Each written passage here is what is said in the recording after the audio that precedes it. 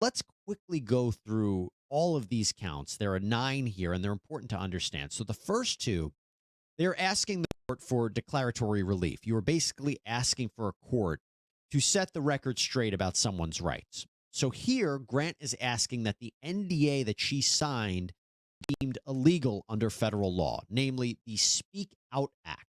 She argues that it invalidates these contracts if there is a sexual assault or harassment dispute.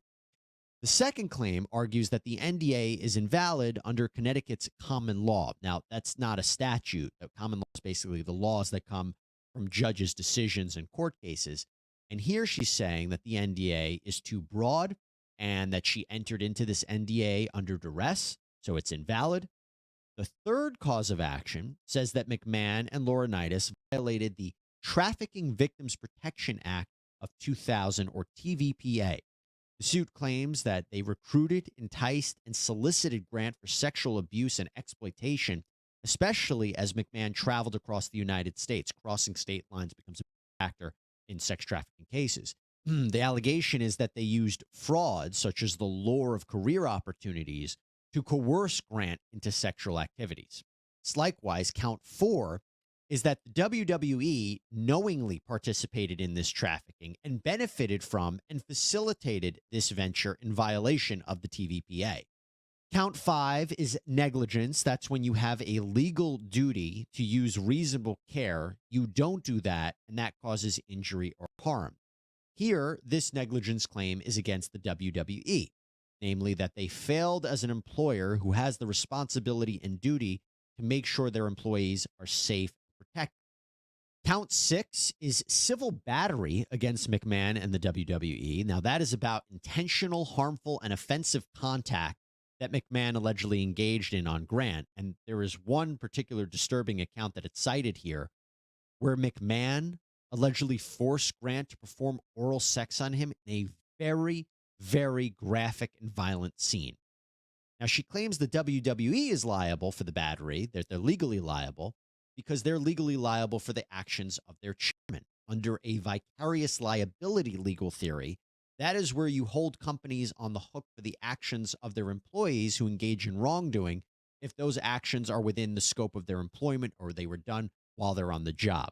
Count 7 is also civil battery, except this time it's against the WWE and Laurinaitis. So specifically, these forced sexual contact or acts between Laurinaitis and Grant, including the ones that were done at his office in the WWE headquarters. Now, counts 8 and 9 are intentional or negligent infliction of emotional distress. This is against McMahon, Laurinaitis, and the WWE. The basic idea is that they intended or should have known that their actions would cause Grant to suffer emotional distress. And she lists a number of extreme and outrageous forms of conduct, like with McMahon's text messages, sexual assault, trafficking, exploiting her. Laurinaitis, she claims, treated her like a sexual object, including forcing her to travel to his hotel for sexual activity. And the complaint highlights that he and McMahon were the bosses. We can't forget it. These were their supervisors. These were the bosses. That is such an important part of this lawsuit. Now, in terms of what she is looking for, what she's asking for in this lawsuit, A, invalidate the NDA. She could be able to speak about what happened. 2, compensatory and punitive damages. Remember, punitive damages are kind of a way to punish and deter this conduct. And what has happened so far in the result of this lawsuit is that McMahon has resigned from the WWE's parent company, TKO Group Holdings. McMahon said he did that out of respect for the WWE universe, but he denies all of the allegations. Now, remember, McMahon had previously stepped down as CEO of WWE in 2022 after similar sexual assault allegations were raised. The thing was, at the time, he never sold his stock. He was the controlling shareholder. So he just came back on the board, and then the board voted him to make him executive chairman again. And then WWE and UFC, they merged together to form TKO Group Holdings. In a statement, the company said, quote, Mr. McMahon does not control TKO, nor does he oversee the day-to-day operations of WWE. While this matter predates our TKO executive team's tenure at the company, we take Ms. Grant's horrific allegations very seriously and are addressing this matter internally.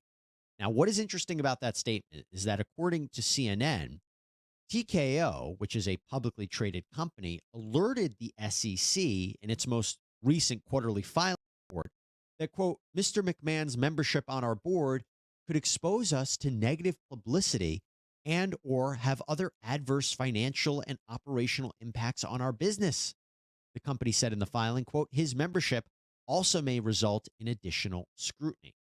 So that makes me wonder, what exactly did they know and understand about McMahon's dealings? Now, McMahon's team put out a statement saying, quote, I stand by my prior statement that Ms. Grant's lawsuit is replete with lies, obscene made-up instances that never occurred, and is a vindictive distortion of the truth. I intend to vigorously defend myself against these baseless accusations and look forward to clearing my name. And look, there are a number of ways that this can go, right? McMahon, Laurinaitis, the WWE, they could try to settle with her. We recently saw that in the Sean Combs litigation. If they want to fight this, the first thing that we'll probably see is an answer. That's an actual legal filing in response to a complaint.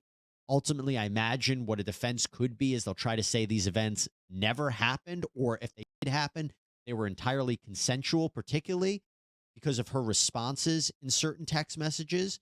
Counter argument to that, of course, would be that she said or did anything she could do to appease these people. It can get very complicated in these kinds of lawsuits and this kind of litigation. Now, the WWE would try to distance themselves as much as possible, saying they didn't have any knowledge of anything like this happening. They would maybe say that the actions of McMahon or Laurinaitis were not done within the scope of their employment, but in their personal capacity. That would be a way to get away from that vicarious liability theory that I mentioned before. But it can be tough, especially if you have this working relationship. If it was done on WWE headquarters premises, that's kind of gets complicated. And look, I should tell you right now, there is still an ongoing federal investigation into Vince McMahon, too. In fact, only a few months ago, law enforcement executed a search warrant and subpoena on McMahon and the WWE regarding sexual misconduct allegations. So there are all these different factors, and we are going to continue to follow this case and see how it progresses. Some very disturbing stuff, but I appreciate you staying with us as we talked about it.